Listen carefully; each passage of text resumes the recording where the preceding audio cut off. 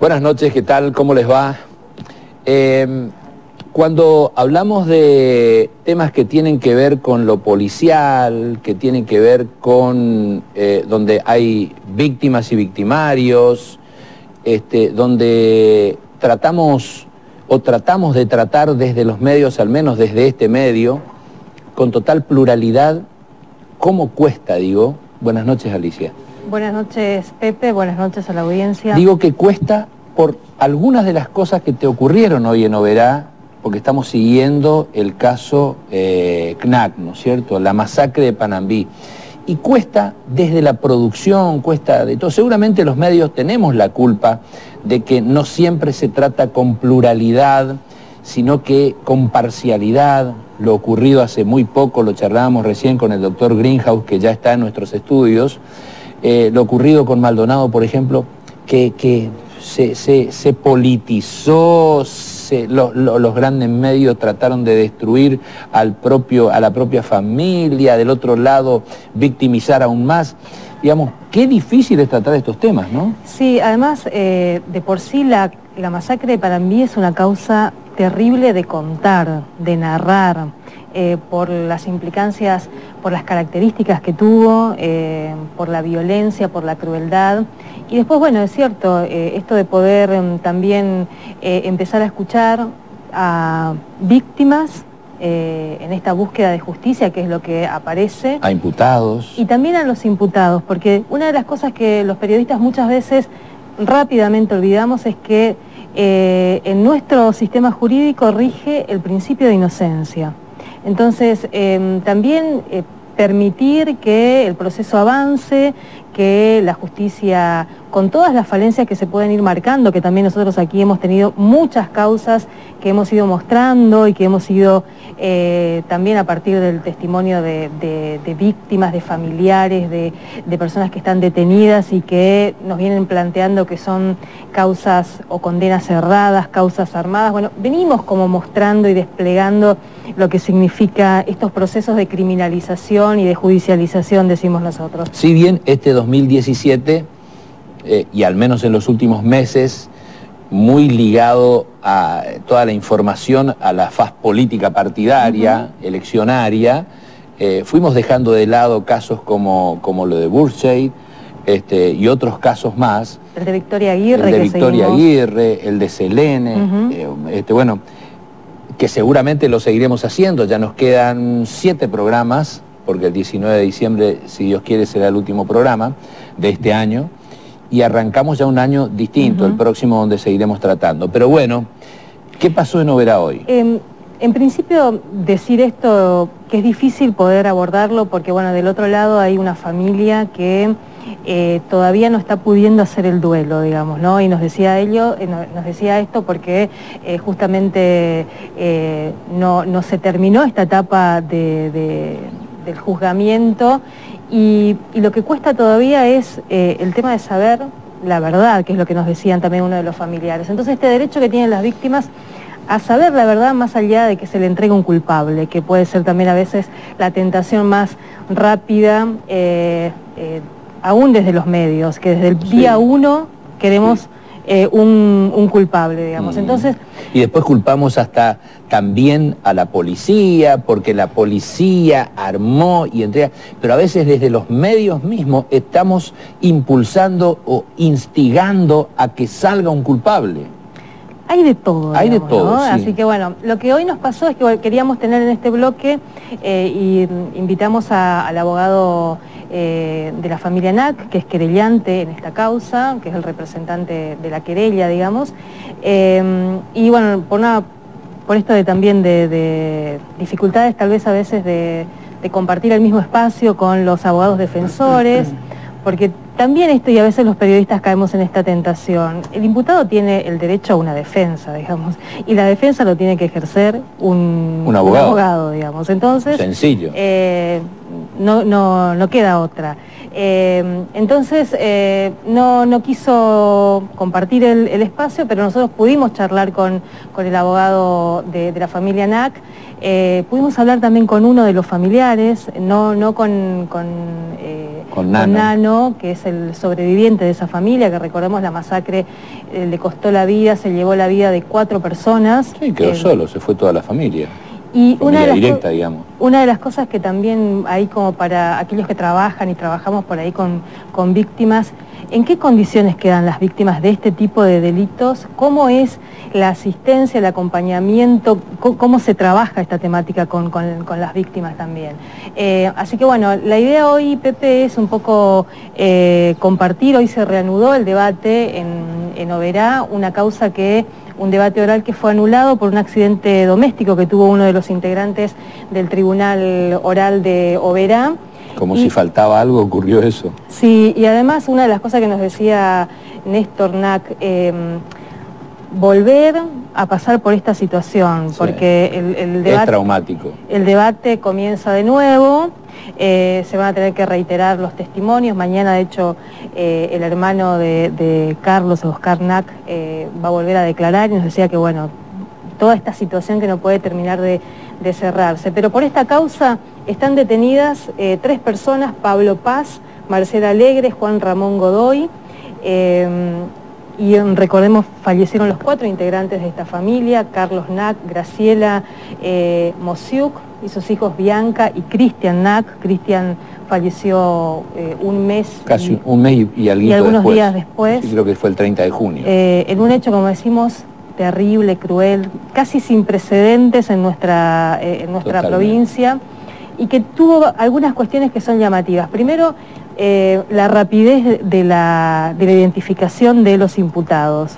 Hay una llamada anónima que alertó a la policía, y a partir de ahí se disparó este mecanismo y son 3 las personas que están detenidas, ¿no? Y la otra cosa llamativa, que después seguramente lo podemos charlar también, es la incorporación de una declaración que es la declaración de Cristian Knack, casi en su lecho de muerte, digamos, días antes de fallecer, que nos decían algunos de los abogados defensores, que es un testimonio que no hubo participación ahí, ni de la justicia, ni de los otros actores de este proceso. Es decir, estuvo, además, como dato llamativo, el ministro de Salud en ese momento, hoy vicegobernador de la provincia, estuvo participando de esa toma de testimonio, y algunos familiares, además del jefe de policía. Bueno, un hecho, por lo menos para que le llama la atención y que se pudo... Para analizarlo, sí. Para analizar, que después seguramente. Así que, si te parece, Pepe, podemos empezar a compartir lo que... ¿Cómo no? ¿Cómo no?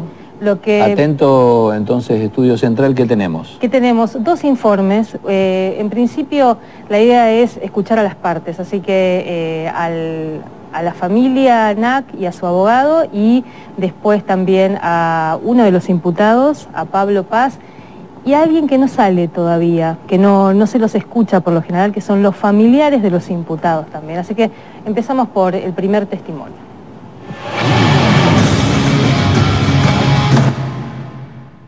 En primer lugar, me solidarizo con la familia, porque realmente es terrible lo que vivió esa familia, lo que está pasando también, y pido justicia por ellos, y también pido justicia por los inocentes, porque mi marido, Paz, es inocente. Él ese día estaba en mi casa y no salió. Entonces nos explica cómo puede existir todos esos ADN y lo que dicen que es imposible, porque si él no salió de casa, entonces cómo llegó ahí esas ADN y esas, ¿no es cierto?, imposible. Entonces yo tengo la tranquilidad espiritual que sé, ¿no es cierto?, en el fondo de mi corazón sé que él es inocente, pero por eso mismo tengo tanta impotencia y tengo angustia, porque es terrible lo que hicieron con esa familia, pero también a nosotros también pasamos a ser víctimas. Bueno, yo hace 3 años y medio que estoy viviendo un infierno, ¿no es cierto? Entiendo a la familia ANAC, está buscando conocer la verdad y está buscando justicia para sus familiares. Y yo también busco justicia, pero busco demostrar que yo no tengo nada que ver con esto. Yo fui inculpado por la policía, no hay ninguna declaración de testigo, nada que me inculpe. Me inculpa la policía solamente por haber ido al allanamiento. Yo fui detenido en un allanamiento en el taller mecánico de Alegre. Desde ahí fui detenido. En principio me dijeron porque yo había ido al allanamiento, lo que me pareció lógico para... Como testigo, ¿no? No. Me pareció lógico que me detuvieran como para que yo no pudiera avisar a nadie lo que estaban haciendo en el allanamiento. Ahora, después de eso, pasaron a dejarme detenido como imputado en la causa. O sea, de buena a primera, sin haber hecho ninguna investigación, sin haber hecho nada, yo pasé a ser el peor asesino de la provincia de Misiones. Cuando yo el día domingo estuve en mi casa con mi familia, viviendo un día de familia. Y acá lo que sucede es que al haberse levantado la población de Panambí, ¿no es cierto?, pidiendo justicia, protestando contra los políticos, contra la policía, yo creo que se asustó la policía, se asustaron más los personajes políticos de la provincia, y bueno, la policía agarró al primero que se le cruzó por delante para tratar de decir que resolvió el caso de Panambí. Lo resolvieron sin hacer la más mínima investigación. Fíjese usted que el día 26 a las 18:30 reciben la llamada anónima, ¿no es cierto?, diciendo que en el taller de este hombre Alegre estaban las armas y la plata que se robaron en Panambí. Al día siguiente, a las 8:30 de la mañana, yo sin estar denunciado, ya estaba detenido. Y la única imputación que podía hacerme la policía decía que yo habían hecho averiguaciones, que yo era una persona temida, no sé por quién, no dicen por quién, que yo trabajaba en la prefectura y no gozaba de buen concepto en la fuerza. No sé con qué documento, yo estuve en la prefectura, salí de la prefectura precisamente por haber denunciado por hecho de corrupción al número 1 en su momento de la institución, y de la noche a la mañana paso a convertirme en un ladrón y un asesino. Y lo tengo en casa. Por ahí escuchábamos a Pablo Paz, uno de los imputados, son 3 los imputados, Pepe, y antes a su esposa, que también estuvo hoy afuera porque le va a tocar declarar en estos días. Bueno, presentamos al doctor Ramón Moisés Greenhouse, que es defensor de Marcial Alegre. Buenas noches, ¿cómo te va? ¿Qué tal? Gracias por la invitación. Gracias. Ahora, por supuesto que te convocamos para hablar acerca de este tema puntual, pero hay tantas cosas para hablar de la justicia hoy que a veces podía llevar un programa entero, ¿no? Y de las preocupaciones que tienen tanto los profesionales como vos, como los medios de comunicación, como la sociedad, ¿no? Exacto. Mira, antes de entrar al tema, el problema judicial es un problema serio. Yo siempre digo algo, y creo que no me equivoco, cuando digo que la gente común, cuando tiene un problema, va a la justicia, deja de tener un problema, tiene 2 problemas, ¿sí? El problema suyo propio, y después cuando el Poder Judicial, el operador judicial, no resuelve el conflicto, lo dilata en el tiempo, no se le da la entidad que merece, ¿sí? Entonces el pobre justiciable, que va a recurrir a un poder del Estado para solucionar sus problemas, porque en una sociedad organizada, uno de los poderes es el judicial, que sirve justamente para evitar lo que antes se utilizaba, que era la venganza. Entonces, si creemos que somos civilizados, tenemos que tener un poder judicial que se aboque a los temas y que dé solución a los conflictos que se le plantean en tiempo y forma. Y este no es un problema solamente en Misiones, sino que en el país. Esto es un problema del país. Y si no, veamos, yo siempre pongo un ejemplo. Se habla mucho de Comodoro Pi, ¿sí? Muy bien. ¿Qué impedimento hay para que una denuncia penal avance? Ninguno. Lo que sí ocurre es cuando los involucrados están en el poder en ese momento, el Poder Judicial no actúa. Mira a otro lado. Mira para otro lado. Esta es la realidad y hoy lo estamos viendo. Esto no es ciencia ficción. Y ahora se despertaron todos y empiezan a ver las causas que había. ¿Cómo es esto? Entonces, y no hay resortes donde los abogados podamos recurrir para mejorar este sistema, porque todo forma parte del problema. Entonces, se abarrotan los juzgados de causas, de detenidos, porque cuando dicen que entran por un lado y salen por la otra puerta, es mentira. Si no, pregunten cómo están las cárceles en este momento. Están abarrotadas. Entonces, si existe esa famosa puerta giratoria, las cárceles tendrían que estar vacías. Y sin embargo eso no ocurre. Ahora, Ramón, vos estuviste también del otro lado del mostrador. Sí. ¿Era lo mismo? Era otro ambiente aparentemente. Era otro ambiente. Es decir, lo que yo siempre digo es, el sistema legal está bien, es lo que tenemos. Lo que falla es el operador. No quiere decir que el operador no se equivoque.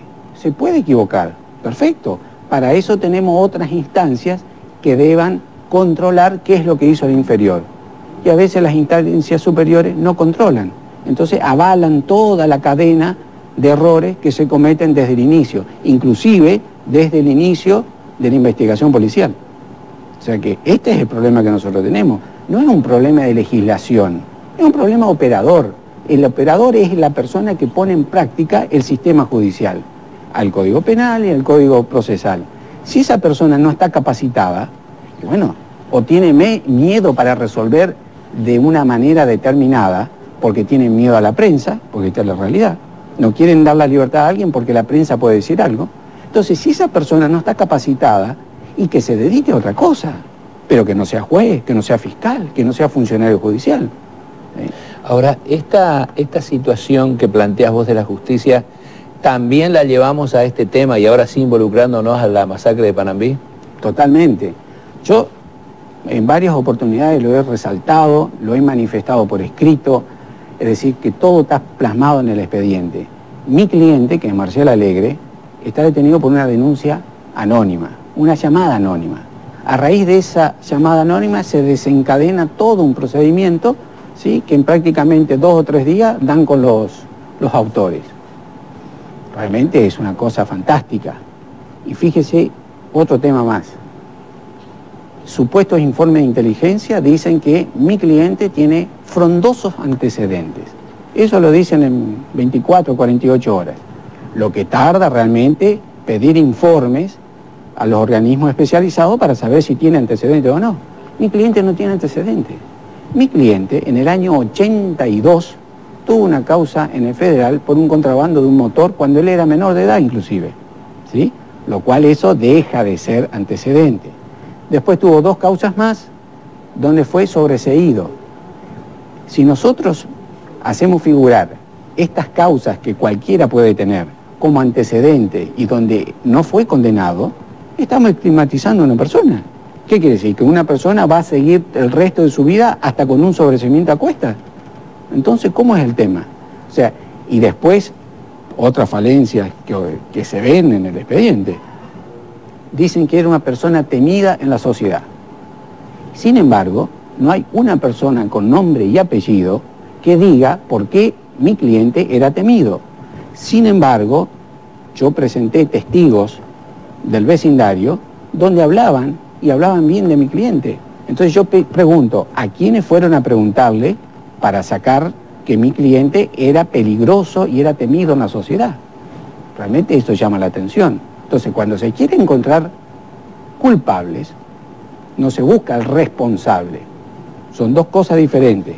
Entonces, el sistema judicial y nuestro proceso tiene que buscar la verdad y encontrar al responsable, no solamente culpable o, como comúnmente se dice, chivo expiatorio para calmar el clamor popular, como algunos dicen, o la necesidad de venganza de algún otro para dar con autores.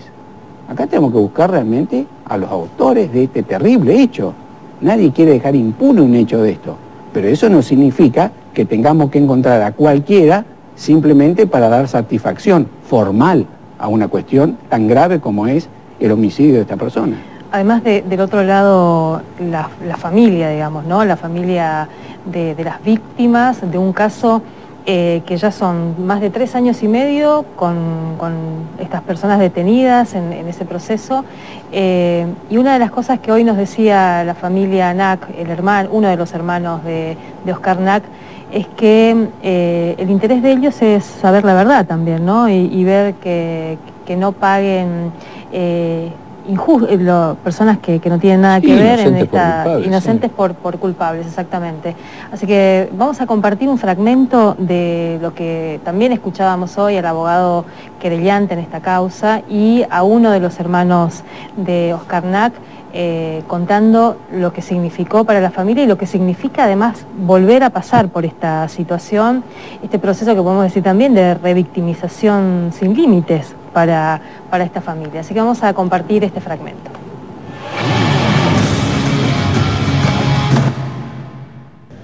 Cuando empezó el primer juicio, tuvimos la expectativa de llegar al final y que se haga justicia,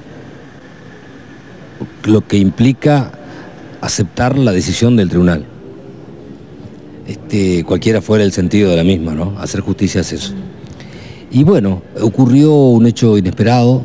Un juez tuvo un accidente doméstico, tuvo una prescripción médica de reposo, no pudo seguir actuando como juez de ese tribunal ya constituido y la única opción legal era empezar el juicio de nuevo. Y yo destaco como abogado y como ciudadano, destaco la actividad maratónica que desarrolló el tribunal para poder hacer el juicio de vuelta.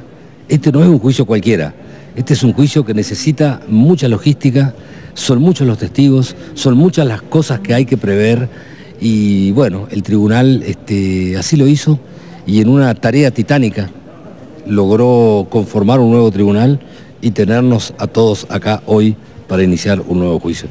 ¿Usted cree que una vez que se termine este juicio vamos a tener la verdad de lo que ocurrió allí, del móvil inclusive? Yo creo que sí. Yo creo que sí, vamos a tener la verdad porque espero que alguien hable más de lo que esperan todos. Bueno, y nunca pensé que íbamos a estar ante un juicio embarrando la cancha, la gente buscando, tratando de esquivar. Yo para mí lo que está, las pruebas están y había que terminar esto y ya dejar de atormentar a la familia. Yo creo que la justicia tendría que tomar esa determinación y ya nuestro corazón está reventado, ya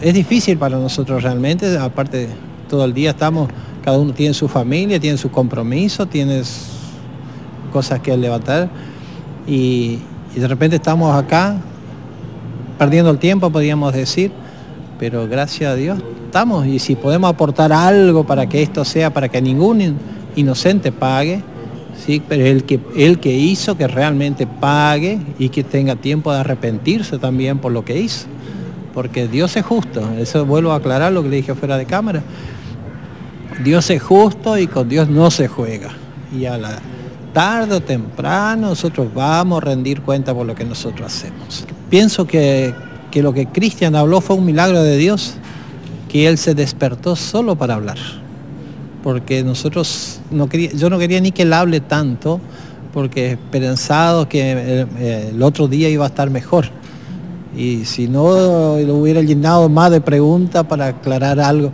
pero bueno, la esperanza era que él iba a levantarse, que él ya empezó a comer, inclusive le pudimos servir un yogur, la novia le sirvió un yogurcito en la boca como un bebé. Duro fue para nosotros, pero bueno, solo habló lo que él habló, y si esto sirve para aclarar, que sirva, ¿no? A nosotros esto nos cuesta, a mí me cuesta en particular, si tengo que venir de Andresito a 350 kilómetros, venir a instalarme una semana acá, y después pensando que ya pasó 2 semanas, que ya las cosas están más cerca, y de repente vuelve todo a cero. Bueno, gracias que vamos a dar continuidad a esto, y espero que se aclare pronto, lo más pronto posible, para que esto pague el que tiene que pagar, no, ni un inocente que pague.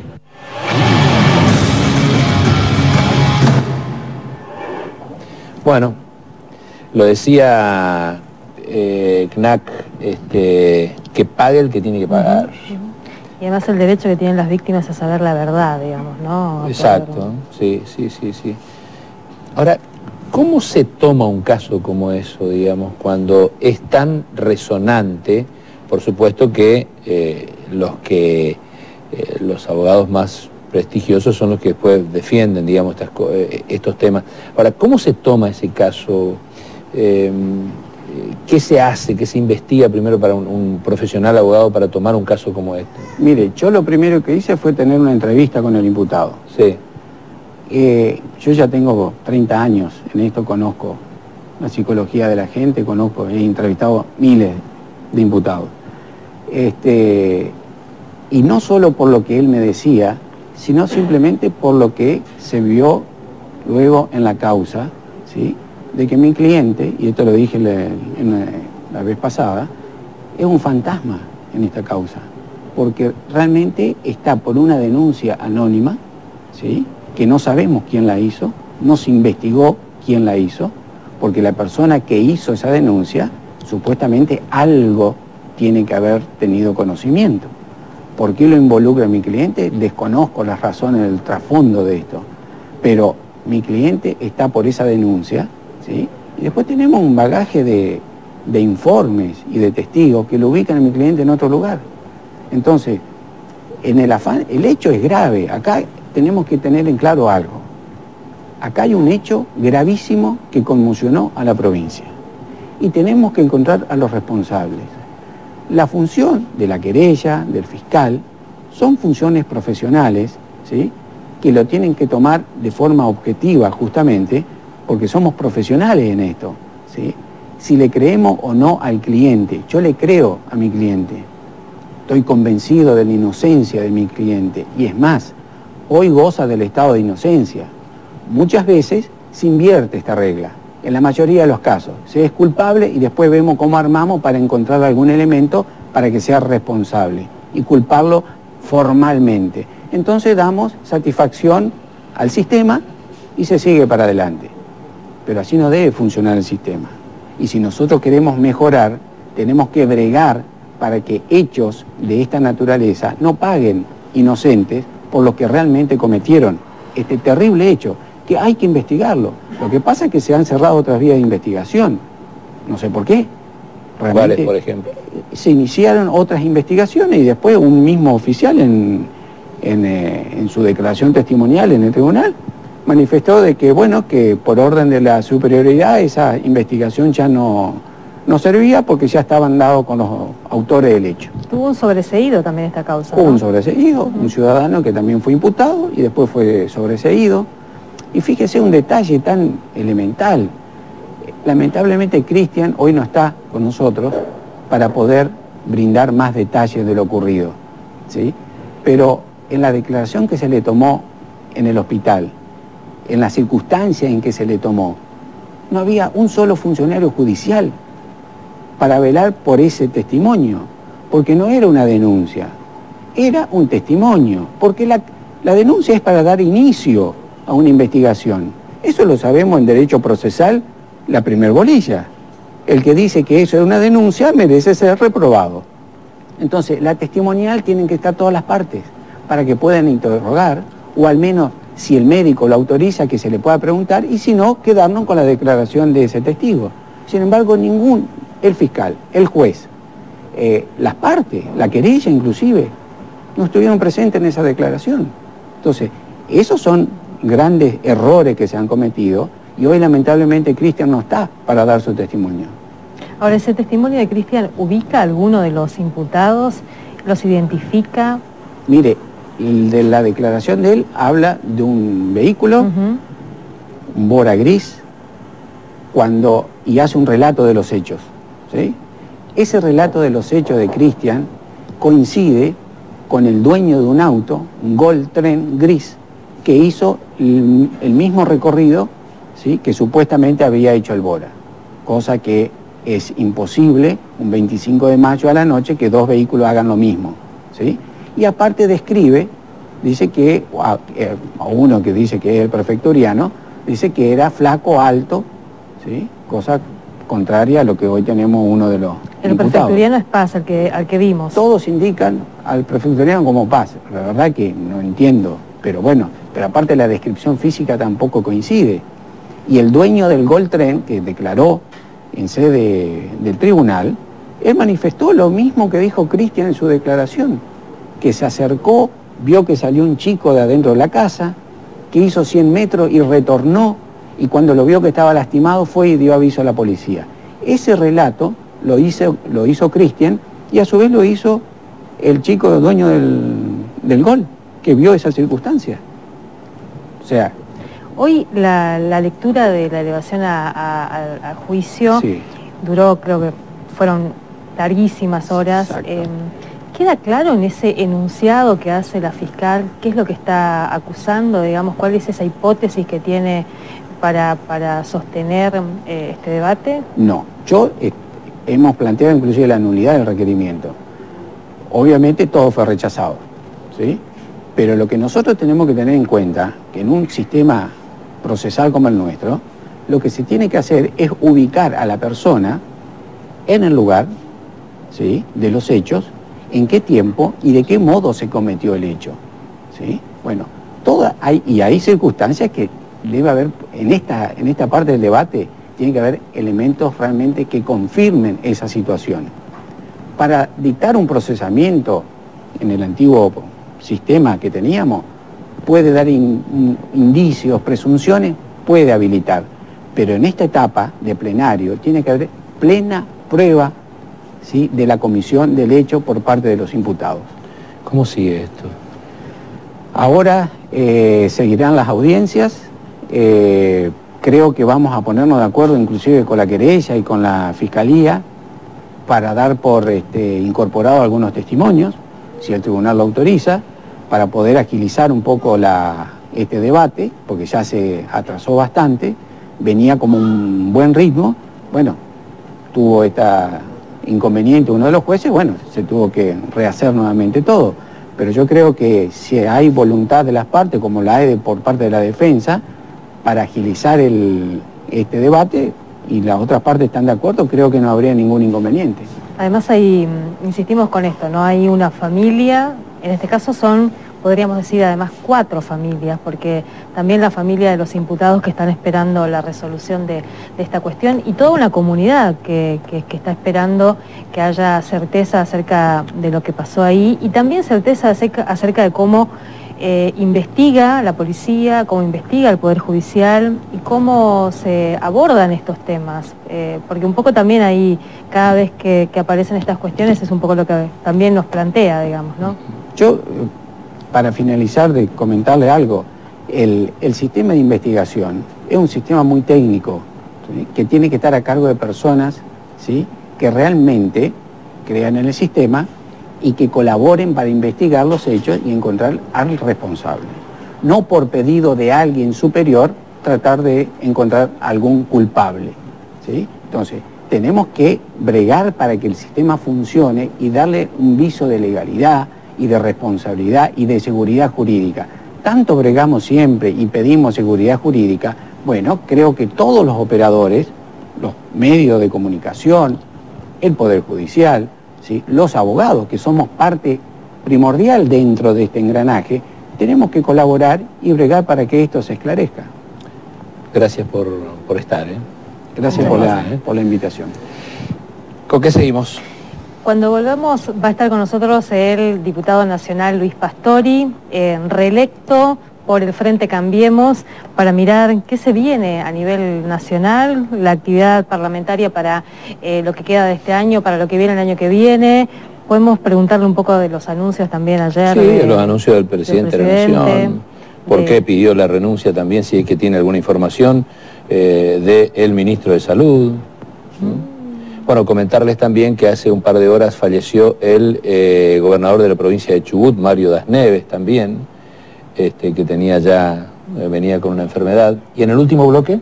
Y en el último bloque vamos a estar hablando de la situación del sistema sanitario, un reclamo que venimos mostrando desde distintos lugares, pero en este caso de un sector de trabajadores precarizados, trabajadores contratados vía una fundación, que recordemos es el Parque de la Salud, que también está bueno empezar a mirar acerca de este actor dentro del sistema sanitario. Algunos dicen es casi un ministerio paralelo, pero que tiene como algunas modalidades bastante particulares, entre ellas el proceso de precarización de sus trabajadores.